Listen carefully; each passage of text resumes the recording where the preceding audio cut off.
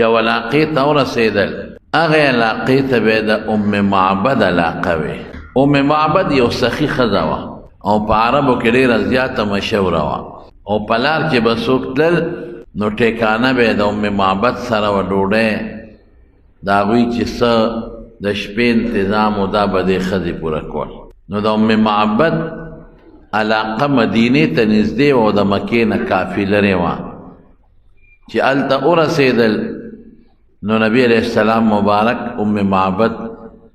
دیرې ته وردننه شو د دمې په خیال. ام معبد نه میلمستیا وغوښته چې زموږ میلمستیا وکړه. هغې به ډېره ښه تاسو دمه شئ، زما خاوند رمه د ګډو چیلو بوتلې ده، اوس به قریب راشي نو چې هغه رمه راولي نو یو ګډ یا یو چیلې به درته حلال کړم. بیان کې د نبي علیه السلام د هجرت خبره مې شروع کړې وه، او ما ویلي چې رسول الله صلی الله علیه وسلم ته د مدینې خلکو چې کله ایمان راوړو نو دعوت یې ورکړو چې ته مدینې ته راځه. نو حضور پاک صحابه لېږلي وو مدینې شریفې ته، او هغوی په مدینه منوره کې د جمعې مونځ هم شروع کړی. مکه مکرمه کې د جمعې مونځ نشو کېدی، د جمعې مونځ دپاره بار وتل جومات ته او اجتماع په جومات کې جمعیت خطبه دا ضروري وي، او هلته خو حضور پاک مبارک دا کارونه نشو کولی ځکه سخته دشمني د مکې د کافر ورسره وه. نو صحابه چې مدینې ته لاړل نو بیا په مدینه منوره کې چې دی په کوم ځای دیرو نو هلته یې د جمعې مونځ شروع کړی. او نبی علیہ السلام مبارک فرمائی چې ما ته الله د خوب کې د هجرت ځای ښولی و چې داسې شګلنه غوندې ځمکه ده او د کجورو بوټي پکې ډېر زیات دي. ما خیال کو چې دا به شامي، خو وروستو پته ولګېده چې دا مدینه منوره وخته. او په تغیر شو کتابونو کې چې څومره پخواني دي نو په هغې کې هم د نبی کریم صلی الله علیه وسلم د مدینې د هجرت اشارې دي. صحابه چې کله ولېږل حضرت ابو بکر صدیق رضی الله تعالی عنه د حضور پاک نه اجازت وغوښت چې صاحب ما ته م اجازت وکړه چې زه لاړ شم. د هغه دا خیال و چې ګنې حضور پاک به نه ځي او صرف صحابه به ځي، لکه څنګه چې حبشې ته صحابه هجرت کړی و نبی علیه السلام مبارک نو کړی. نو نبی علیہ السلام هغه ته وی چې ابوبکر ته انتظار وکړه. اپوی شو، وی د الله رسول تم امید کې تمه کې چې هجرت د مدینې به وکړي. وی بس اپوی شو، دوه خانې واغشتې، یو ځان له یو د نبی علیہ السلام دپاره، او دواړو له مې د کیکر او د دې بوټو خوراک ورکو، ښې سربې کړې وې. په دې تمه و چې نبی علیہ السلام مبارک ته به کله حکم کیږي د الله د طرف نه او زه به ورسره د مدینې په سفر ملګری شم. حضرت عمر فاروق رضی الله عنه چې کله ته خلق څوک پټ لل، څوک دوه او درې روان شو، بس مدینې نه خلق ووتل، مکې نه خلق رو ووتل. خو حضرت عمر فاروق رضی الله عنه زړور و بهادر و، چې کله ته میدان ته راوته اعلان یې وکړ، وی تاسو خلق مسلمانان وهی او ټکوی، ظلمونه ورسره کوی او نه پرېږدی مدینې ته، زه داسې روان یم که چا کې زور اراده شي. نو زما وروڼو دې خوا د مکې خلقو سردارانو ته چې پته ولګېده چې مکه خو تقریبا زموږ نه لاړه خالي شوه، خلق ووتل، او دا اندازه هغې واخېسته چې هر کله چې رسول الله مبارک بمځي، هر کله چې دی به ځي، ځکه هجرت ته مدینې په ډېر تیزۍ روان دی. حبشې ته خو رسول الله مبارک لا نړ او دې ته ممکن ده چې لاړ شي. نو هغې خپل میټ په د هغې د مشورې ځای ولته یې راوغوښته، او چې څومره د مکې کافرانو سردارانو تقریبا دا ټول پکې کېناستل، او په دې سوچ کې دی چې موږ څوک اوس. قرآن شریف کې الله فرمایي وَإِذْ يَمْكُرُ بِكَ الَّذِينَ كَفَرُوا، سکیمونه او سازشونه یې جوړول ستا خلاف، لیثبتوک او یقتلوک او یخرجوک. یو کس پاسېد وی څوک اندازه خدا سے لرکدی زی څوک وی یاره داسې به وکړو چې جیل کې به یې واچو نظربند به یې کړو یاره وی شیطان هم د یو شیخ نجدي د نجد د علاقې د یو سپینګیري په شکل ناست دی چې زه هم د دې پیغمبر خلاف یم او د پلانکي قوم مشر یم او ما هم پکې پرېږدی زه به ښه مشوره درکړم هغې وی ډېره ښه ده دا شیطان پاسې د سپینګیري شکل یو ځان یې د هوښیار شکل جوړ کړی وی ګوره داسې مه کوئ دا نشي قابو کولی د ډېر لوی قوم دی قبیله ده که تاسو یې نظربند کې یا کوټه کې واچوئ قوم به سبا راشي د نه به اخلاص کي دا مه کوئ چاوی د وطن نه به وباسو لیخرجوک بس به شړو دې پیشه او کارې پیشه موږ به اخلاص شو دا شیطان د انسان په شکل دی پاسې دوی دا خبرم ټیک نه ده دونه خوږه خوله خدای ورکړې ده کبار نه ځان سره به خلک ملګري کي سبا به در باندې حمله وکړي ابو جهل پاسې دوی د خبرې خلاصه دا ده که تاسو د دې پیغمبر نه ځان خلاصوئ سړي نه ځان خلاصول غواړئ نو بس یو علاج یې دی چې دی وجل پکار دی لیقتلوک چې بس دا فیصله وه ابو جهل شیطان پاسې ده او لاس یې وپړقول وی دا ډېره بهترینه فیصله ده دا ټیک ده وجنی به یې څوک غاړه به ورته څوک ایږدي دا خو قوم دی که یو کس پې ورغی قوم به یې سبا د هغه نه تپوس کوي جواب به څنګه ورکوي بابا جی ته خو بار بار پاسې د یو تجویز پیش کا دې رد که بل د دې د حمایت وکړو ته څه وی شیطان وی زه خو همدا وایم چې د ابوجهل ټیک وی عامر ابن هشام دا ټیک وی وجل یې پکار دی خو داسې وکړې چې د ټولو قومونو خلک راغونډ شي په شریک یې په کور حمله وکړې نو دې د ده قوم به د چا نه بدللي آخر کې به رضا شي بس ټول به ورله په شریکه سوخان یو ځای کې دیت میت وربکې قصه به ختمه شي دلته دوی دا میټینګ وکړه ویمکرون ویمکر الله دوی دا میټینګ کو هلته رب العالمین خپل سوچ الله خو زمونږ په شان سوچونه نه کوي خپله فیصله کوي ومکروا ومکر الله والله خیر الماکرین دوی هم سازشونه جوړی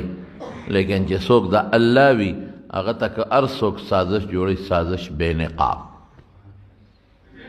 او الله بیا مدد کوي د خپلو خلکو چې څوک د الله وي د هغه بیا الله مدد کوي الله بیا خپل خلق الله بیا نه خرابوي ذلیله کوي نه رسوا کوي نه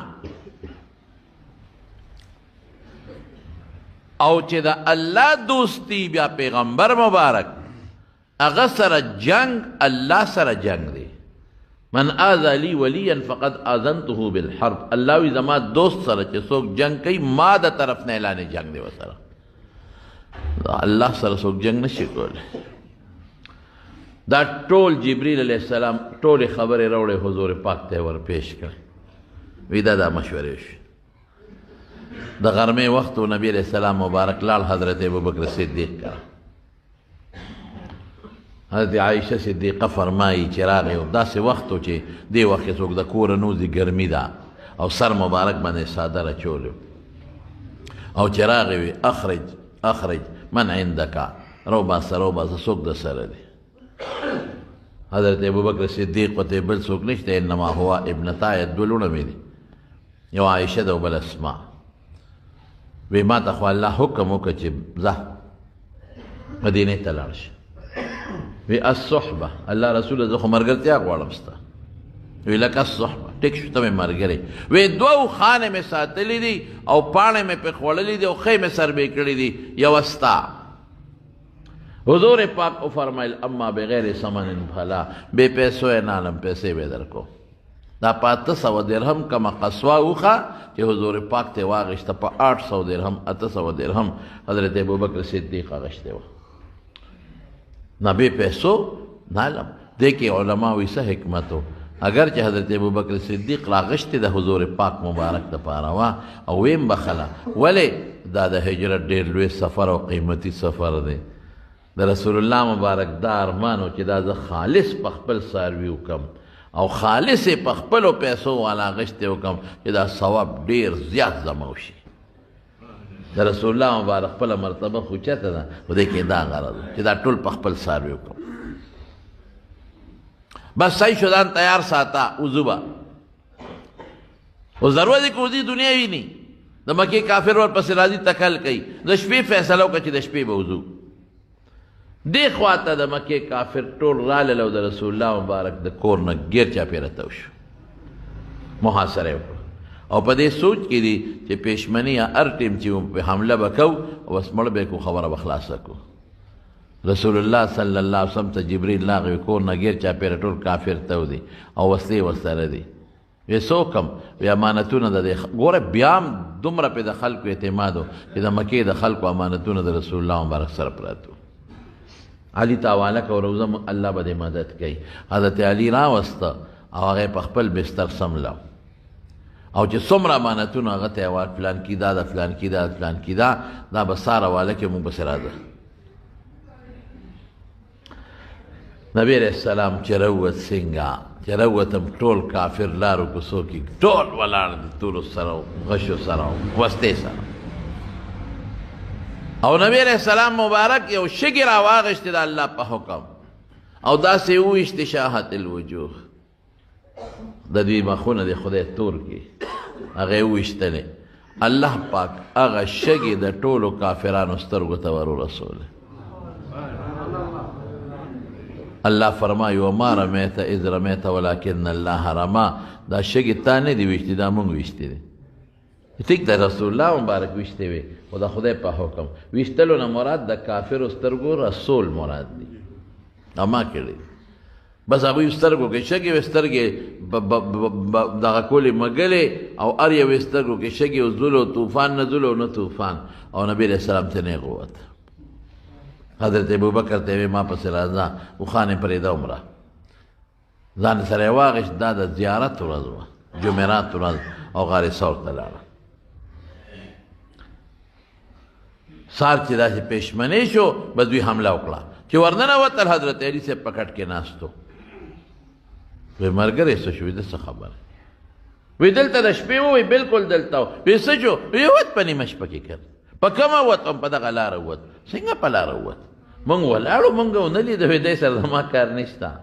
په دې لاره ووت دی یې ونیو دی یې ګرفتار که خو وروستو هغه ته ورته ویل ما ته څه پته لګي په دغه لاره ووت نو تاسو ولاړ وئ نو زه څه وکړم بیا یې خوشې کړه حضرت علي رضی الله ګوره د حضرت علي بهادري معلومه شوه ګورې رضی الله عنه دا سخت وخت و په دې وخت کې د چا په کور کې ملاسته او د چا هغه په کټ او په بستر کې ملاسته دا څه وړه خبره نه ده هغه چې لاړ نبي علیه السلام ابو جهل لاغور ابو بکر کره وی ځکه هغې نږدې هلته ورپسې لاړ بی بی اسما وی وی ظالم مال یو مضبوطه سپېړه راکړه وی داسې سپېړه یې راکړه چې زما د غوږ والې لاندې پرېوته وی څه شو پلار دې څه شو مې مونږ وی نه یو خبر چېرته لاړل بس ووتل مونږ ته یې غږ نه دی کړی ووتل مکې مکرمې سره نږدې یو غر دی په غر کې بره یو غار دی غار ثور هلته دواړه لاړه د الله په حکم که مدینې ته نږدې خو دې لاره کې رانیسي بیا د مدینې ټولې لارې خو دې ته معلومې دي او دلته نبي علیه السلام په دې غار ثور کې بس ځان محفوظ وساته دوی خو دا خیال و چې مدینې ته لاړل ټولو لارو پسې منډې ترړې وړې لارې غټې لارې دې کې خواره شو چې شا به رابنیسې لیکن رسول الله مبارک په داسې ځای کې دی چې اړو چاته پته نشته د خپلو ملګرو کور ته ملا نه چې دا خو معلوم ځای نه دی بیا راپسې لټای درېو ځای ته تېره کړي په غار ثور کې بره د غر په سر کې یاره تقریبا کم از کم په کم 2 میله داسې خوشه مزل به ورته دی یو طرف او سخت غار دی سخت مزل پکې ډېر دی او شګلن دی بنده پکې ښویږي الحمدلله زه خدای پاک هغه ځای ته ورخېجول او یو غار غوندې اگر چې هغه غر داسې دی چې هغه داسې دا ګټې نرمه غوندې ده نو دا ګټې دغه کېږي را دوړېږي نو مخکې یو غار و دومره و چې بنده و پکې په ناسته کېناستی دی شو اوس کولاو شوی دی اوس دومره کولاو دی چې ما په هغه غر په هغه دغه خو باندې لږ زور وکړو یو تاپړی ترې راپرېوت اوس پکې بل خوا هم سورې وتی دی هلته ورسېدل حضرت ابوبکر صدیق رضی الله عنه حضور پاک مبارک ته وی الله رسوله کافرو سره علم قیافې والا دی قیافه دا چې د دې خپې د قدم نه معلومات کوي دی به راځي او ستا قدم پسې به ګرځي نو ته دا مهرباني وکړه دې لږ ځای کې ته ما ته لږ را په اوږه شه دې غاړه پورې دې وړم حضور پاک ګوره دونه به څوک وکړي چا سره را په اوږه که را په شی که او هغه غاړه پورې یوړه چې د رسول الله مبارک د خپې نشان را نه شي شپه ده که نه د ده د کیړی د ده د څپلی د ده د خپې نښه را نه شي او خپله زر زر په څه طریقه باندې روانه کړه چې زما د دې پته ونه لګي واقعي هغه ځای پورې به کافر راغلی له علم قیافې والا قدمونو نه پته لګول وی دې ځای پورې راغلي دي او دې نه دې خوا پته نشته چې څه شو خصائص کبرا کې سیوطي لیکلي دي رحمه الله وین کان فيه کلام خو بهر کې د رسول الله مبارک لوی حیثیت او معجزت معلومیږي وی چې هغه هر تنګو او شال غارو نو رسول الله مبارک د هغې انتخاب وکړو خلکو ته خپل کلي او خپل علاقې غرونه او غارونه معلوموي وی د الله رسوله تل غوندې بار ودرېږه زه ورځم چې دا غار را صفا کړم هسې نه څه مار لړم څه شی پکې دی نو ورننوته و غار یې را صفا کړه شپه ده اوس تیاره ده او دې غار کې سوړې وې نو ده سره یو ټوکړه وه هغه یې کټ کړله او هغه سوړو کې ومنډله دننه پکې مچی نه لړم پکې نه مار پکې نه وی او سوړه پاتې شوه هغې له ټوکړه نه وه او غټه وه سوړه نو حضرت ابوبکر صدیق هغه غار کې دننه ډډه وواله هغې کې خپله خپه کېښوده چې دې کې چې ته مار لړم را نه شي او نبي هم ته ویل حضرت راځه وردننه شو د حضرت ابوبکر صدیق سینې ته یې ډډه وواله او هغه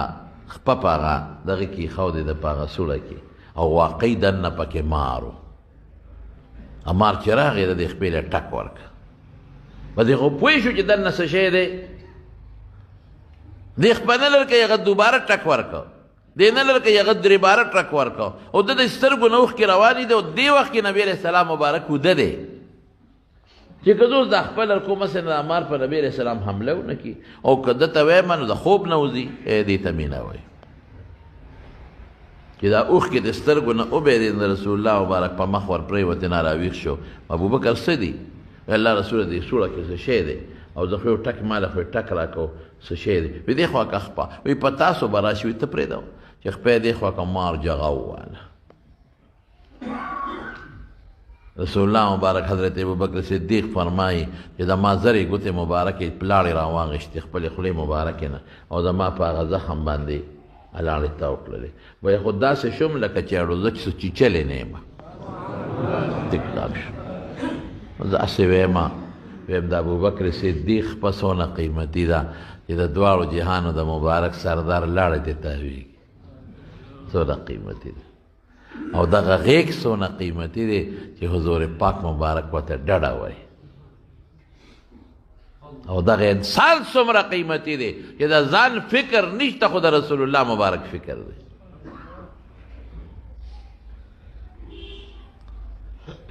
مار ته وایي ولې زما ملګري دی وخوړو ستاسو مجال دی چې زما ملګري ته ټک ورکې رسول الله مبارک دا معجزه چې حیواناتو هم ورسره خبرې کړې او دی د الله رسول زه دې غار دې ویښ کې یو ځل پروت وم په دې لاره عیسی علیه السلام ته نو عیسی علیه السلام خپلو ملګرو ته وایي چې د آخرې زمانې پیغمبر به د خپل قوم د لاسه هجرت کوي دې غر کې بره یو غار دی په غار کې به هغه یو 3 شپې تېروي او ستا ډېر صفتونه یې وکړل نو ما وی چې ورګه یاره دا به څنګه چل کېږي دا به څنګه ووینم نو خاص ستا په انتظار په دا غار کې زه پروت یم ما خو ټول عمر دلته باروزم خوراک لو بیا دلته راشم چې ځکه مړ شم او کنی دی خو به ووینم نو نن را باندې یو خاص خوشبو لګېده ما وی یاره کیدای شي هغه انسان راغلی نو ما ته بله لاره نه وه ټولې سوړې بندې کړې وې نو دغه یو سوړه وه نو ما ته بله لاره نه وه ما چاره نه وه چې ما ولا ټک ورکړ ستا د ملاقات په غرض زمارونو اوس غار خوله کوله او دا الله پاک فوراً په هغې کې یو بوټی زرغون کړ دا هم د رسول الله مبارک معجزه ده معجزه څه ته وایي چې د پیغمبر نه داسې یو کار وشي یا د هغه په مخ کې د هغه د منشا مطابق وشي او هغه د عقل او د عرف نه بالاتري عقل یې نه مني زر هلته یو بوټی زرغون شو ځنګلي بوټی او لوی شو څانګې خورې شو د غار دا خولې مکمل بنده کړه او جولاګي راغی هغه پکې هغه خپل کار وکړ تارونه پکې خواره کړل او کمتره راله ځنګلي هغه شنه کمتره هغې پکې ځان له زر زر جاله جوړه کړه او پې د پاسه کېناسته وګیم پکې واچول ویمکرون ویمکر الله دې سکیمونه جوړئ خفیه تدبیر د بل د ګیرولو دپاره الله وی مال هم چل راځي زه غوره طریقه کولی شم د ابوجهل په دا سره موالی شم دا عده په دا سره موالی شم خو د الله په دې کې حکمتونه دي مال هم چل راځي دی لاړل ګرځېدل چې رالل دې غار به دې باندې بې څو ځله شک پرېوت چې رالل یو ورته وي دې غار کښېنئ چېرته نور ورته وي د غار په خوله کې خو د نیا نه مشره ونه ولاړه ده د نیا نه خو ونه مشره ده نو چې دې تل دا ونه نه ماتېدله د جولاګي دا تارونه نه ختمېدل او د کمترې دا جاله چې دا نه پاسې جاله نه روانېدله حضرت ابوبکر صدیق رضی اللہ عنہ رسول اللہ مبارک ته څه وایي الله رسوله که لږ یې سر ښکته که موږ به وویني لږ به وویني رسول الله صلی الله علیه وسلم ورته فرمایي ابوبکر ما ظنک باثنین الله ثالثهما دا هغه دوو متعلق د څه خیال دی چې دریم ورسره الله دی موږ دوه یو دریم رب العالمين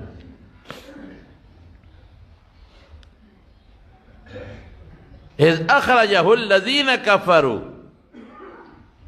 إلا تنصروه فقد نصره الله وکه تاسو سره مدد نه کوئ د مکې خلکو ای ظالمانو فقد نصره الله الله سره مدد اذ اخرجه الذين كفروا کافرانو ویستو مجبوری که پیستلو ویستل دا چې پیستلو مجبور کو ثانی اثنین دویم د دویونو اذ هما فی الغار فغار کیو اذ یقول لصاحبه لا تحزن ان الله معنا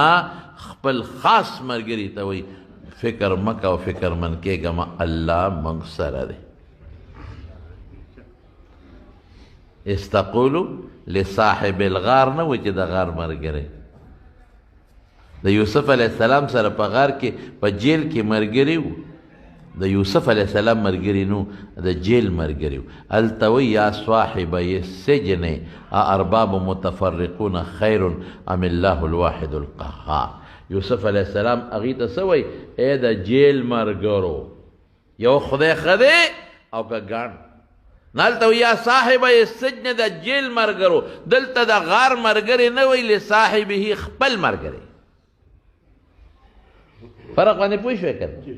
دا نه وی چې اذ یقول لصاحب الغار غار مرګري ته وی نه نه د غار مرګري نه لصاحبه خپل خاص یار ته او دوست ته وی لا تحزن نو بعض خلک وی ابو جهل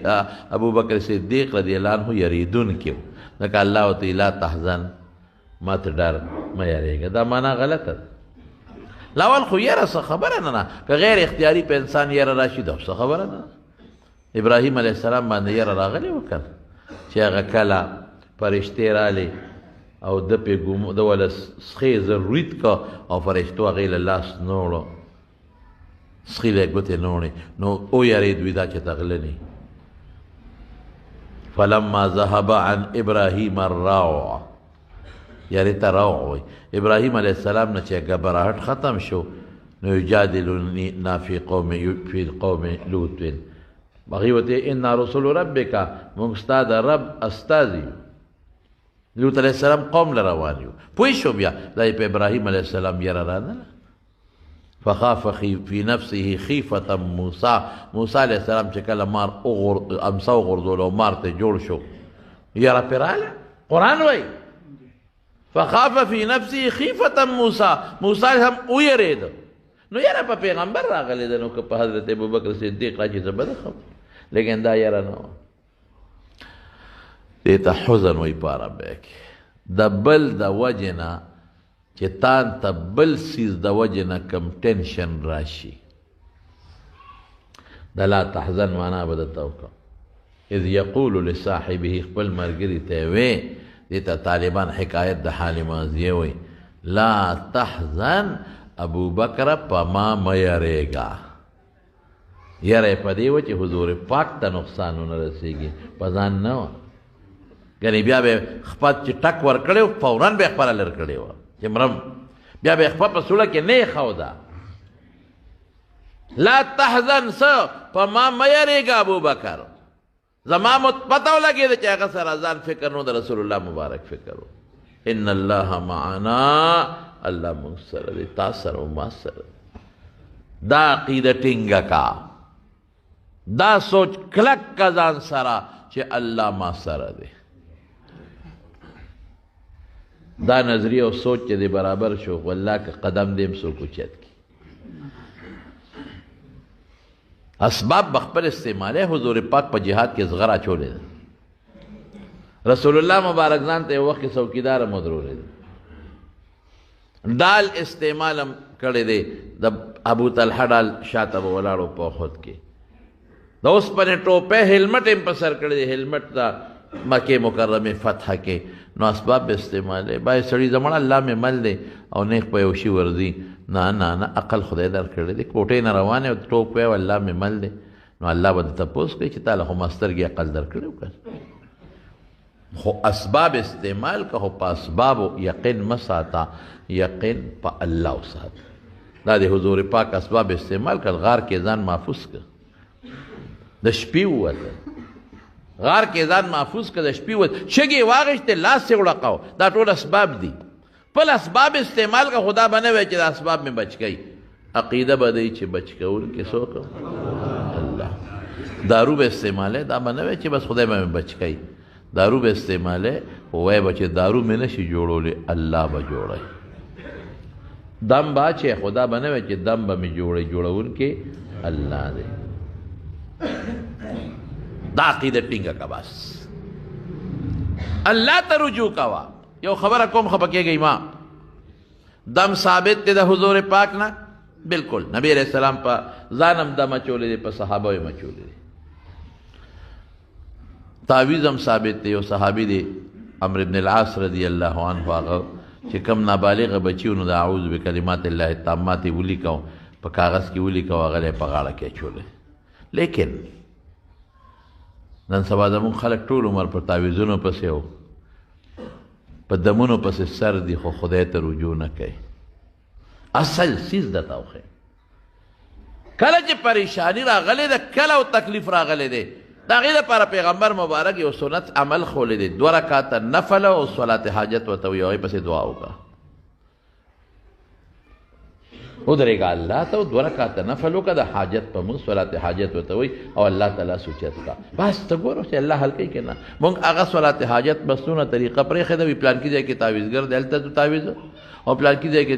دمګر دی هلته تو دمګري پسې پلانکي ځای کې دا ټول ورځ ښځې هم ګرځي او سړي هم ګرځي او ماشومان هم ګرځي ټیټ خبر بد نه ده دم خیر دی که یو سړی لاړ شي خو مونږ خدای ته رجوع پرېښې ده یو کار مته ویلی دی بس هلته تعویذګر دی هلته دمګر دی بوډونه هم خلکو لګولی دي زه تعویذونه کوم زه دمونه اچوم په تا چا څه کړي دي یو توره ښځه ده که نه په ګاونډ کې او ببر سر یم دی او تاو سره کله کله راځي او د هغې څه چل کړی دی نو دشمني جوړه شوه چې کومه ښځه په دغه او که نه نو خلکو کله خو میلمانه ځي راځي که نه ګاونډیان هم راځي بس په چای شی ور چسپان کړي دشمنی والا جوړه کی او په چې پیژنګلو وي نو لاړ شي د قبر د پلار د قبر سر ته ولا تعویذ ومنډي وایي د پلار د قبر سر ته تعویذ پروت دی ورشه چې دی ورشي هغه اوچت یا خو د خدای والي ښې کړ وګوره وایي ټکي راته ویلي وکړه تعویز رو بس صحیح تعویز دم بالکل ثابت دی جنات هم شته خلکو ته ضرر رسوي دا نه چې نشته دا اسباب دي د استعمال نو ما دا مطلب دی چې دا مې استعمالوه استعمال کا خو الله ته رجوع کا اصل سنت عمل دا دی تکلیف راولی الله لرکی څوک لکه الله تعالی سوچت کا خدای بنده مستون عمل وکړه رسول الله مبارک مستون عمل او دم یې مچولی دی چې کله په سحر وشو جادو شو معوذتین په لاس چوپ کړي په ځان یې راښکلي دم منع نه دی دم ثابت دی سحر وشو معوذتین په لاس چوپ کړي په ځان یې راښکلي حسن او حسین رضی الله عنهم دواړه دم کړي دي ابراهیم علیه السلام دم اچولی دی جبریل علیه السلام په حضور پاک دم اچولی دی دمونه ثابت دي شته خو زما د خبرې په مقصد پوه شوې کاروباري تعویذګرو پسې مه ګرځئ کاروباري نه یو عالمي دم در باندې واچي او نیک سړی وي دم واچي دا ښه خبره ده خو د دې دم سره سره لږ غوندې الله ته رجوع کا او 2 رکعاته نفل وکړه او لاس پورته کا الله دا تکلیف تا راوستی دی پروردګاره ته به ختمې دا دم هم خدای به ختموي دم کې به اثر اچي نو دلته رسول الله مبارک اسباب استعمال کړل غار ته لاړ ځان یې پکې پټ کړ شګې واغېشتې هلمټ یې په سر کړی دی زغرې چولی دي دال استعمال یې کړی دی خپل اسباب به استعمالی لوږې دپاره خوراک یې خوړلی دی دارو یې کړی دی حجامه کړې ده رسول الله مبارک دمونه استعمال کړي دي خو بروسه او اعتماد په چا په الله دا ټیټ عقیده ساته ان الله معنا دې کې یو کافر بره نه متیازې وکړې دا غار په دې خوله راوبهېدې او داسې یو مخامخ کېناست هغه غار ته مخ کړی متیازې وکړې رسول الله مبارک ابوبکر که دوی مونږ لیدو مونږ ته به مخامخ متیازې کولې او عبدالله ابن دا حضرت ابوبکر صدیق زوی و عبدالرحمن دی به ټوله ورځ ګرځېده په مکه مکرمه کې هلکان خو ګرځي د مکې د خلکو حالات به یاد کړل د شپې به لاړ شپه به یې د رسول الله مبارک سره کول ټول ال به یې ورته وي نن دا چلو شو دو شو دو شو او د حضرت ابوبکر صدیق رضی الله عنه یو غلام عامر ابن فهیره هغه به ګډې چې یې سرولې نو چې داسې مازدیګرۍ به شو نو غارسه ورته به یې په مخه کړې چې څوک را به پی نشي نو هلته به یې هغه څاروي ولشل نو ابوبکر او نبي علیه السلام له به یې پی ورکړل او پېشمني به راووت چې څوک را باندې پی نشي 3 ورځې پس د ګل په ورځ د ربیع الاول لومبې تاریخ د زیارت په ورځ د کور نه وتیو نو دا جمعه او خالی توارې په غار کې تیر کړل نو پوره 3 ورځې پس 3 دن بس دی ویلي چې موږ پسې به څاروي راولې نو عامر ابن فهیره ورپسې پټ غوندې څاروي دواړه وښې بوتللې یکم ربیع الاول د ګل په ورځ روان شوي دی د ګل په ورځ مدینې منورې ته رسېدلي یو 8 ورځې په لاره سفر تقریبا کړی یو د 4 کسو قافله ده یو نبی علیه السلام مبارک دی یو حضرت ابوبکر صدیق دی یو عامر ابن فهیره دی غلامو رشتہ داره کې مراته غلام مو هغه ورسره خدمت دپاره تللی یو د لار ښودونکي و عبدالله ابن اریقط دا و بعضې خلک و هغه زمانه کې چې هغوی ته به لارې معلومې وي ځکه دا خو شاړې بېشاړې به وي نو دا به قافلو سره تلل په کری به تلل په مزدورۍ خلکو پیسې به ورکولې لارې به ورته معلومې په هغه لارو به یې خلک به تلل زه چې کوهي تور ته تلم موږ له باقاعده دلیل ورته وایي موږ له په 2,500 پیسو باندې یو دلیل مو نیو د هغه ځای هغه ته لار د غارې دغه معلومه وه دا څه ورته کوهي تور را سره مستقل لاړ موږ یې ورسولو او بیا را سره واپس راغی قافلو سره خامخا ځي عبدالله ابن اریقط د 4 کسانو 2 خان روان شو مدینې ته حضرت ابوبکر صدیق رضی الله عنه فرمایي دغه ورځ هم پوره سفر وکړه مکمل د شپې هم سفر وکړه سبا له غرمه مونږ یو ځای ته ورسېدو د دریاب په غاړه بوتو چې کوم د مدینې عام روډ و عام لار په هغې به ونه تلو داسې لار چې چاته پته نه لګي نو سبا چې کله غرمه داسې ماسپښین شو نو یو تیږه وه غټه اونه وه دا ګټه وه د هغې لږ سورې و نو هغې له لاړم هغې کې باندې مې څادر واچو او رسول الله مبارک ته مې ووایي چې د الله رسوله ته دې سورې د سمله او زه دله طلب کوم که چې د څوک مې پیدا کړل چې لږ خوراک دې والي حضرت اسما د ځان سره ستوان متوان د کوره وړي اوبه هم ځان سره وړي وې حبیبي اسما یو نطاق و ښځې د دې پرتوګ د پاسه به عربو ښځو یو دویم پرتوګ اچاو خو هغه پرتوګ کې به پیسې نه وې لکه د لنګ په شان به نو هغه بیبي اسما هغه نطاق اوس پردو په منځ یې دوه ځایه کړه نیمې وله په سامان کې کېښود چې دا به ستاسو د رستخاني که په لاره پې خورا خورئ او په نیمې وله د هغه توشدان چې کوم مشک و د هغې خولو تړله ابوبکر صدیق فرمایي چې ما یو شپونکي ولیده هم دې تیږې له را روان و دې سوري له خو مونږ ته مخکې شو نو ما هغه ته ویل لکه د چای نو مکه کې یو سړی یاد که د هغه غلام یم مې دې ګډو چیلو کې د پیش تا وی او مونږ له به لږ اوله شي وی بلکل رسول الله مبارک اوده شو داسې د غرمې نه پس د ماسپښین دا ټیم دی ما هغه ته وی لاس وڅنډه هغه لاسونه وڅنډل او یو ګډه یا چیلی اوله شری او اوبه مې راواغېستې د پاسه مې پې اوبه واچولې چې یخ شي ځکه ګرمي او په سفر کې ګرم شي چې بنده استعمال کې اکثر خېټه هم خرابوي نو اوبه مې واچولې لسي مې ترې جوړه کړه رسول الله مبارک را پاسېدلی و وله مې ورکړل هغه لسي وڅکله وی ما ته وی چې ابوبکر د تلو دا اندازه نه رابره شوه ځو نه مې د الله رسوله ځو حضرت زبیر رضی الله عنه د قافله کې را روانو چې مونږ یې ولیدو دا زبیر رضی الله عنه د حضور پاک د ترور زوی دی او وروسته پې د حضرت ابوبکر صدیق لور بیبي اسما هم واده شوې ده هم پې بلکې دغه وخت کې واده شوې وه اسما دغه وخت کې په نکاح کې وه د حضرت زبیر نو هغه دوه جامې دوه جوړې مونږ له راکړې یو یې ما له راکړې و نبي علیه السلام نه دغې ځای نه دوی روان شو او د مکې کافر خو پوه شو چې دا خو رانه ووتل نو هغوی د سلو اوښانو انعام وویسته د سلو اوښانو او سل د رسول الله مبارک په سر کې او سل د حضرت ابوبکر صدیق رضی الله عنه په سر کې چې که چا دي دواړه راونیوله او که یو یې راونیوه دا یو په سر کې سل اوښان انعام دی سل اوښان ډېر شی دی ډېر شی دی سل اوښان نو بس چې دا کم اجرتي قاتلانو او دا پیسو ټټوانو بدماشانو دا ورپسې شو څوک په یو لار او څوک په بله او څوک په بله او څوک په بله دل ورپسې سراقه ابن مالک د بنو د مجلد قبیلې سره تعلق لري دی په یو مجلس کې ناستو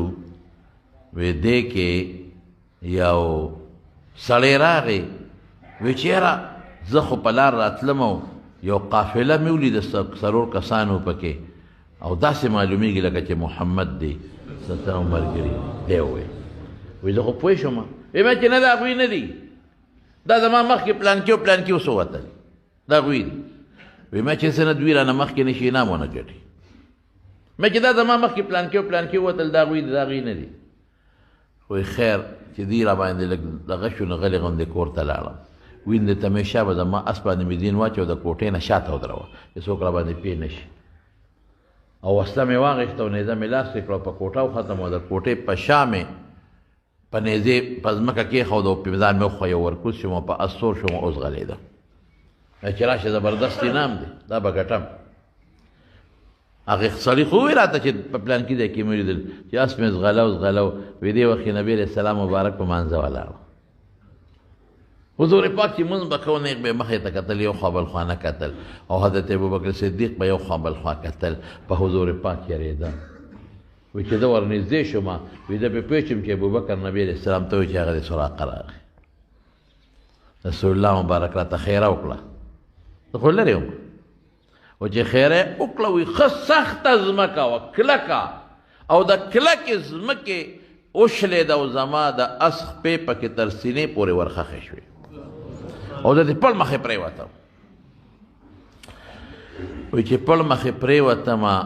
زه پوه شوم چې ما ته یې خیره وکړو ما ورته وایي چې داسې وکړې چې ما معاف کړې تاسو ما ته خیره وکړه او زه واپس ځم او زه به دنه خلک دا لار به دنه تمبوم. وی نبی اسلام وی چې ښه وی چې اس ته به چک ورکې خپې راووتې. وی واپس شوم لږوندې چې واپس شوم بیا سلو خان میړه کې پراته دي. هسې نه دا ځای ټیکو او دا هسې کلک نرم او دا چل نه شوي. نو دی به دغه کول دا قراندازي به یې کوله. نو ما سره بټوه د غشو وه همې وړقوله. غشو نه مې تپوس کو قراندازي کوم چې پې ورشم که نه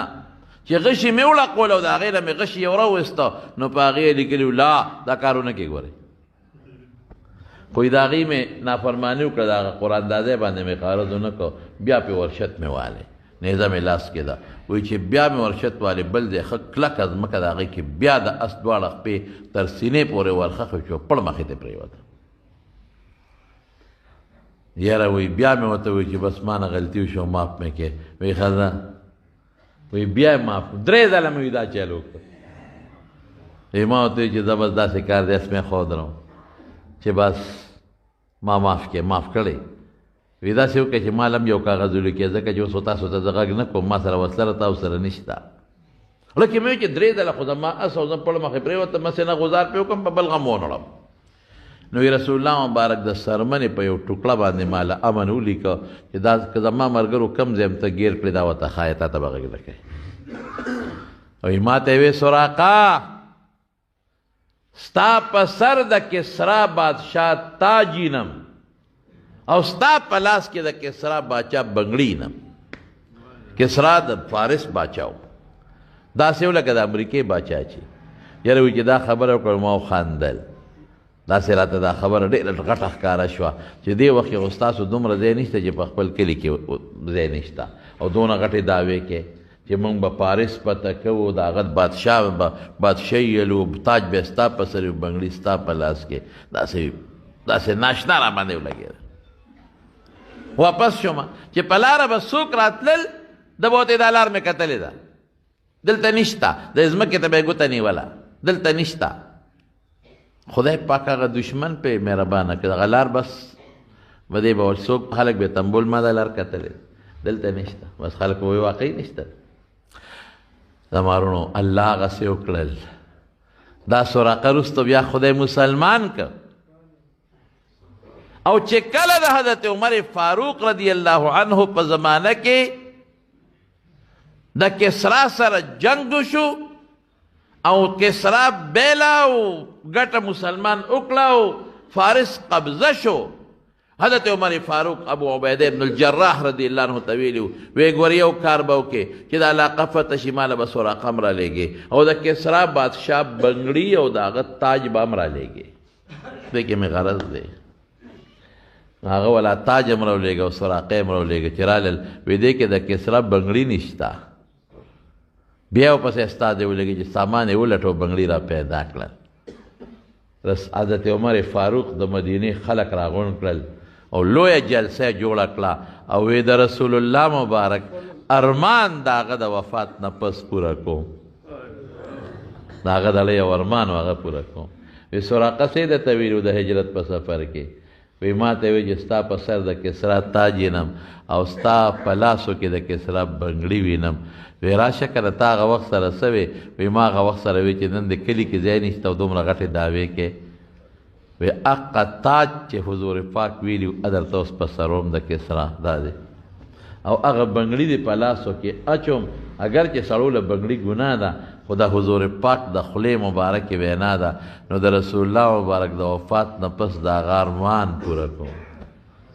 تاج یې ورته په سر کا بنګړي ورته په لاس کې واچوي. د څلورو کسانو قافله د دریاب په غاړه په یو نامعلومه لار د مکې شریفې نه مدینې ته روانه شو. یو نبی کریم صلی الله علیه وسلم یو حضرت ابوبکر صدیق رضی الله عنه یو وسره د لارښودونکي عبدالله ابن اریقط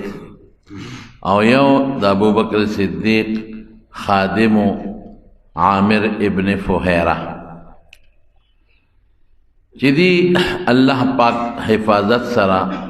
د مکې د حدودو نه وویستل یو علاقې ته ورسېدل. هغه علاقې ته به د ام معبد علاقه وي. ام معبد یو سخی ښځه وه او په عربو کې ډېره زیاته مشهوره وه او په لار کې به څوک تلل نو ټیکانه به د ام معبد سره و ډوډۍ د هغوی چې څه د شپې انتظام و دا به دې ښځې پوره کول. نو د ام معبد علاقه مدینې ته نږدې وه او د مکې نه کافي لرې وه چې هلته ورسېدل نو نبي علیه السلام مبارک ام معبد دیرې ته وردننه شو د دمې په خیال. ام معبد نه میلمستیا وغوښته چې زموږ میلمستیا وکړه. هغې به ډېره ښه تاسو دمه شئ، زما خاوند رمه د ګډو چیلو بوتلې ده، اوس بان قریب راشي نو چې هغه رمه راولي نو یو ګډ یا یو چیلې به درته حلال کړم، لږ انتظار وکړئ. خو په نبي علیه السلام خو تلواره وه چې اصلا د مکې کافران په لاره راپسې نه چېرته. نو حضور پاک ورته وفرمایل چې نه مونږ تلواره ده او مخامخ د کور په ګوټ کې یو چیلی ولاړه وه، وی دا چیلی رالوله شه د دې پیره باندې اوس که مونږ د نه ځو. نو ام معبد وخندل، وی دا خو اوچه چیلی ده، اوچه کې پی خو نه. او دویم دا دی چې دا ناجوړه ده، وګوره شخوند نه وی. کم څاروي چې بیمار شخوند نه وی او چې کله جوړي نو شخوند شروع کړي. دا ناجوړه ده، که دا جوړه وي نو دا به د نورو ګډو چیلو سره بار اوتې وي، سرن لبتلې وه. نبی علیہ السلام مبارک ورته وفرمایل چې که تا اجازت مونږ له راکې مونږ به ځان له ولشو که نه. نو هغې بیا وخندل، هغې وي چې دا غریبانان د ګډو چیلو نه نه دي خبر. وی څه له شی هغه پی پکې شته نه، وچه ده او ناجوړه ده. وی ته اجازت وکړه. وی ښه اجازت دی. نبی کریم صلی الله علیه وسلم هغه چیلی د ام معبد د هغې په غلانځ باندې په تو باندې خپل مبارک لاسونه کېښودل او چې څنګه یې پې لاسونه کېښودل نو هغه وخت سره غلانځ د اوتي د پیو ډک شو او چیلی شخوند هم شروع کړ. شخوند خو هله شروع کړی چې جوړی شخوند یې شروع کړ او لوښي کې یې ښه مزېدار پیوسک واخېستل، په خپله یې مسکل، په حضرت ابوبکر صدیق یې مسکل، عامر ابن فهیره مسکل، عبدالله ابن اریقې ته مسکل او ام معبد له اول کړی ته مسک او لوښي کې ورته پریم ښودل. ښځه حیرانه شو چې خدایه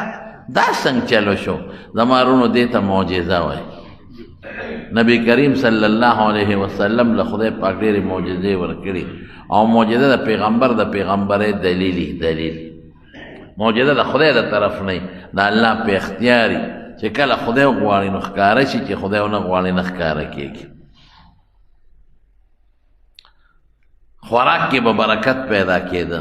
کله به چې خدای غوښتل نو ډېر کسان به په لږ خوراک ماړه شي او چې کله به د الله نه وه خوښه نو بس بیا به نه به کېدله. د خیبر په د غزوه خندق په موقع باندې حضرت جابر وی د نبی علیہ السلام مبارک نه مې اجازت واغېسته، وی چې مې ورته وکتل حضور پاک ډېر زیات وږی و او په دې خېټه مبارکې کاڼي د لوږې د درد د لاسه تړلي. ما ته اجازت واغېسته چې د الله رسوله که ستا اجازت یې نو زه لږ کور ته ځم، وی لاړ شه. وی چې کور ته لاړم نو بیبي ته مې وی چې هل عندک شیء څه د سره شته؟ رأیت برسول الله صلی الله علیه وسلم خمسا شدیدا، سخته لوږه کې مې ولیده. ما فی ذلک صبر، ښځې ټینګې نه شم، ډېر وږی دی. نو که څه وی ښځې راته وی چې خو نور خو څه نشته، خو یو سا عربۍ کې ورته سا وایي او زمونږ په پیمانه 3.5 کیلو ته جوړېږي، 3.5 کیلو وربشي او یو وړه غوندې لنا بوهیمتون، یو پوټینی د چیلی بچی وه، پوټینی غوندې بچی د چیلی. وی چې دغه 2 دي نور خو څه نشته. وی مې چې زه دا بچی لالوم او ته دا وربشې وړه که او واغږه. وی ما هغه چیلوکې هغه پوټینۍ لاله کړه څرمن مې تې وایسته غوښه مې ټوکړې ټوکړې کړه او ښځې مې هغه اوړه واغږل او هغې اوړې کړل اول په میچن بیا یې واغږل وی تر څو چې زه وزګارېدم ښځه مې مزګاره شوه وی ما کټوۍ په اور باندې کړه اور مې ورپسې کړه او ښځې ته مې وې ته ډوډۍ صبر وکړه چې د اوړه خمبیره شي بیا به روټۍ پخې او زه ورځم چې نبي کریم صلی الله علیه وسلم راوغواړم وی چې تلم نو ښځې راته وی جابره هسې نه ګورې هم نه شرمې رسول الله مبارک سره یو دوه درې کسان راوله چې زیات نه ځکه شی دومره نه دی نبی علیه السلام خو سخي دی پوه یې کړه چې دومره شی دی وی رالم غلې غوندې پټ به حضور پاک ته په غوږ کې ووی د الله رسوله قم انت ته او نفرون او دوه کسان یا یو کس ځان سره که نو راشئ ما دله ډوډۍ برابر کړه وی هغه رانه تپوس وکړه چې څه شی دی وی مې چې دغسې یو وړه چیلوکۍ ده چیلی بچی او 3.5 کیلو یعنی 1 ساعت تقریبا وربشي دی وی ما ته وی کثیر طیب دا خو ډېر شی دی او ډېر اعلی شی دی ورشه ښځې ته دې ووایه چې ځان له بله ښځه پیدا کړي پخلي والا چې روټۍ ورسره پخېږي او زه درځم او ټول خندق والا ته آواز وکړه یا اهل الخندق اے خندق والا ان جابرا صنع سورا جابر دعوت کړی دی فحی اهلا بکم ټول راځئ شابه تلوار وکړئ وی زه مخکې رسول الله مبارک او ټول صحابه ورپسې دي وی چې لاړم ښځې مې وکتل دغه زمانه کې د مخ دا پرده نه وه د لاسونو دا لاندې د خپو پرده نه وه چې ښځې مې وکتل وی ما ته وی چې ګور تا خو ټوله دنیا راوستا خو به موږ سره څه دي فعل الله بک کذا تا سره د خدای داسې وکړي داسې غوسه شوه دا به دوی له موږ څه ورکوو مې چې ښځې چې تاسې ویلي و امې کړي دي ما رسول الله مبارک پوه کړی دی باقي خدای او رسول پوهېږي نو چې راغی وي نبي علیه السلام مبارک وي چې ډوډۍ د تنور نه را شوکوی نو سر پرېږدی ډوډۍ را شوکو او سر پرېږدو نورې را شوکو او سر پرېږدو او نبي علیه السلام په خپله کټوۍ ته کېناسته او په سمسۍ نه په کاسه به یې غوښه او ښوروا راغېشتل ډوډۍ به یې چورې کوله او د غوښه ښوروا به یې په کاسه راغېشتل د پاسه به یې پرې اچول او وی راځئ خورئ یو ډله به خوړه تلل به بله به خوړه تلل به بله به خوړه تلل به ټول پرې خدای ماړه کړل نو حضرت جابر نه چا تپوس وکړو وی څومره وی تعداد یې پرېږده وی که 1 لک وی نو ټولو له کېده 1 لک د ټولو کېده دوی خو لږ وو دغه وخت سره 12 څو کم به شادی خو که 1 لک وو د ټولو کافي کېده ولې وی رسول الله مبارک یې واپس ته نو ان عجیننا لتخبز کما هو وی زمونږ د وړو نه هغسې ډوډۍ پخېدی چې په لومبي وخت یې پخېدی او زمونږ کټوۍ هغسې جوشېدله لکه په لومبي وخت کې چې جوشېدله یو نوړی غوښه پکې کمه نه شوه دې ته معجزه ویلو نو حضور پاک د هغې نه پی واخېستل هغه وچچېلی لاړ مدینې ته چې مازدیګر ماښام یې خاوند رمه راوسته نو ام معبد ورته وی ابو معبد راشه وګوره هغه چیلی ته غولان هم د پیو ډکه ده او سیمتي ډک دی او جوړه شوي هم د دغسې یو هلک راغلی و او دا مسله پیښه شوه وی ښځې څنګه سړی وی دا او دا خو هغه سړی دی چې هغه په مکه کې د پیغمبرۍ دعوه کړې ده معلومیږي دا چې د خپل قوم نه راوتی دی او چې د بل خوا روان دی یا ښځې ولې دې نیساره او دا خو ډېر برکتي انسان دی وی بس نیسارېده او لاړ بیا څه موده پس ام معبد او ابو معبد مدینې منورې ته لاړل او رب العالمین ایمان ورنصیب او چې دغلته ورسېدل د مکې یو پیري په مکه کې یو څو اشعار هم ویلي و د هغه اشعارو مقصد دا دی چې ای د مکې خلکو لوی خوش قسمتي او بخت نه لاړ ای د مکې خلکو او چې تاسو چا پسې منډې وهئ په ارام کښېنئ هغه د ام معبد خیمو ته ورسره رسېدلی دی وی چغې به والې کېدلې خلکو سړي پسې منډې والې خو سړی چا نه لید چې مدینې منورې ته ورسېد نو د مدینې چې څومره بدماشان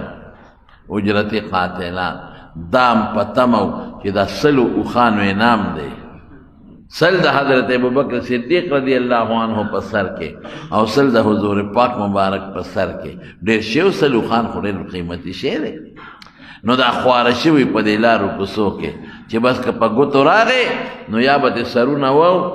او سرونه به وړو او یا به جمدي بوزو مکې ته او د انعام به ګټو دې خوا به د مدینې خلک سار راوتل هغوی پوه شوي وو سار به راوتل او تر غرمې پورې به ولاړو چې نبی علیه السلام به کله راځي چې غرمه به شو نور به ولګېد نو بیا به کورونو ته لاړل چې په کومه لار حضور پاک مبارک ور روان دی نو د مدینې یو ډېر پهلوان او مضبوط سړی و بریده ابن حسین اسلمي حسیب بریده ابن حسیب اسلمي دی اوس ولاړ دی حضرت ابوبکر صدیق پیژنده ایو تجارتی سفر کې دی لیدلی او نوم خو مشهور دا بدماشان خو خلک مشهوري پیژني خلک حضرت ابوبکر صدیق رسول الله مبارک ته الله رسوله هغه د بریده دی او هغه سره خپل لښکر دی بدماشان دی نیزې دی ورسره تورې دی ورسره دی خو څلور کسان دی وسله هم ورسره نشته بریده دی رسول الله مبارک بیا ورته فرمایل ابوبکر ما ظنک باثنین الله ثالثهما په هغه دوو د څه خیال دی چې درې مو سره الله دوه مونږ یو او درې مونږ سره رب العالمین دی الله به خیر کړي او بریده خوشحاله و چې ځکه خیر یې د 200 خانو انعام به ګټم جمدي به نیسم یا به وجنم خو چې رسول الله مبارک په یو خسورو او حضرت ابوبکر صدیق رضی الله عنه په بل خسورو چې کله ورنږدې شو نو بریده ورته لار نیولې ورته ودرېده او داسې برې ته یې تو کړله او نیزه ورسره د هغه د خپل بدماشۍ هغه روب داب چې خلک اچوي وی څوک رسول الله مبارک پې ور مخکې شو دا غنه ته څوک یې لکه چې دلته ولاړ یې هغه داسې په بدماشۍ ټیپ وی زه بریده یم ما نه پېژنې مطلب دا شو که ما نه پېژنې زما نوم خو دنیا کې مشهور دی بریده یم هغه رو بچو پر رسول الله مبارک وی چې بریده یم نو نبی علیه السلام مبارک مسکی شو او حضرت ابوبکر صدیق ته مخ ور واړو وی ابوبکر برد الله عدونا الله دشمن سوړ که ښه بریده عربی کې برد یخوالی ته وی نو دې ته نیکفالي وی حضور پاک په نیکفالي ونیوله چې بریده ستا د نوم کې برد یخوالی دی نوم کې د یخوالی دی دا نوم د داسې لفظ نه جوړ دی چې عربی کې هغې ته یخوالی وی نو بس زما دشمن یخ شو سوړ شو نیکفالي رونو جایز ده او بدفالي ګناه ده سړی د کوره راوځي او داسې ښکلي نوم واوري نو دې خوشحاله شي چې که خیر ورځ مې بختوره ده یا داسې په عالم نظر ولګي یا په نیک سړي نظر ولګي دې خوشحاله شي نیکفالي بالکل جایزه ده رسول الله مبارک په یحب الفال دا به خوښو چې چېرته داسې ښکلي نوم بیا واورېد نو په دې به خوشحالېده عموما چې په سفر به ته ښه نوم بیا واورېد خوشحاله به شو نو چې ښه شي ووینې نو پرې خوشحاله شي او بدفالي ګناه ده ګورې ناروا دي بعد انسان وایي مړه سهار وختي م سترګې په دې پلانکي سپېره لګېدلې دي ورځم ټوله سپېره ده دا د ګناه خبره ده یاره مړه دا ظالم چې کله مړومبې راشي او ما نه سودا کوي بس هغه ورځ مې تبی بیا دا ګناه ده دا ناروا دي یاره پلانکي سهار وختي چې د کوره راوځم دا سپېره مې مخکې ولاړ ټوله ورځ مو تبی دا بالکل ناروا دي ګناه روز نه 50 سپېره کېږي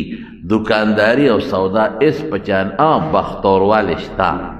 یو سړی وایي چې یاره که خیر دا سودا دې سړي ما نه واخېسته ورځ به ښي دا ښه ده خیر دی بده نه ده نو نیکفالي چې ښه شي ووینې او ته پرې خوشحالۍ اظهار وکړې دا په شریعت کې جایز دی او بدفالي چې ته یو شي ووینې او ته وایې چې دا خو سپېره دی ورځ به سپېره نو دا په شریعت کې ګناه ده ډېر خلک دا غلطې څوک وایي د نهې ورځ را پورې سپېره ده د نهې په ورځ کار نه کوي څوک وایي د چهارشنبې په ورځ کار نه کوو دا چې کله مې په دې کې کار کړی دا سپېره ده دا په شریعت کې ګناه ده بالکل ناروا ده څوک وایي لکه پلانکي وخت کې به جامې نه اینځو مړی چې وشي نو څلوېښت ورځې زموږ دا ښځې جامې نه اینځي څلوېښت ورځې ولې وایي دا بیا په مونږ کې مړی کېږي یا خدای پاک دا اکثر طالبانو ته یو د خدای او د رسول کتاب دی یو د ښځو کتاب دی دا د خدای او د رسول په کتابونو کې دي دا د ښځو په کتابونو کې د جمعې په ورځ جامې مینځه خلک ښځې سوی ولې بیا سړی دغه کېږي نیستي راځي خدای زمونږ طالبان خو ټولو جمعې په ورځ دي هغې روزګار جمعې په هغې خو نیستي رانده دا په شریعت کې د مارونو ناروا دي ښه بلکل دا ګناه ده دا ناروا دي نروه سپیره ده خلق چې سپیري نو بیا ویلی شي بیا زمانې ته خلق نسبت کوي چې دا خرابه زمانه ده خو بذات نه خلق سپیري فی ایام نحسات خلق سپیرو نو قرآن شریف کې هغه ورځو ته بیا نسبت وشو خو د ورځو کې څه سپیروالي نشته ټولې ورځې د خدای دي او ټول نظام د الله په لاس چلیږي چې ته بختورې ورځې ټولې بختورې دي او چې ته سپیرې نو ورځې ټولې سپیرې دي چې هغه وی بریده نو برد یخنۍ ته وایي بس رسول الله مبارک ابوبکر صدیق ته وکتل مسکی شو وی ابوبکر وی دشمن مې یخ شو سوړ شو ورته وی د کم قوم سره تعلق لري وی د اسلم قبیلې سره اسلم قوم نو اسلم د سلامتیا نه وته دي عربی کې نو ابوبکر ته مخ واړو مسکی شو وی وصلنا بسلامت ابوبکر په سلامتیا را ورسېد بیا نیکفالي واغشته وی قبیله دې کومه ده بنو سهم سهم یې ته وایي وی ابوبکر الله را لخیصه راکړه حضرت ابوبکر صدیق وایي چې رسول الله مبارک مسکی کېږي او نیکفالی نیسي او زه په سودا کې پروت یم چې دا ظالم چې د په حضور پاک غزار ونه کړي ما سره دا سودا ده دې کې د حضور پاک مبارک نه چې دا تپوسو نه وکړل نه بریده ورته ته څوک یې داسې بدماشۍ ټایپ باندې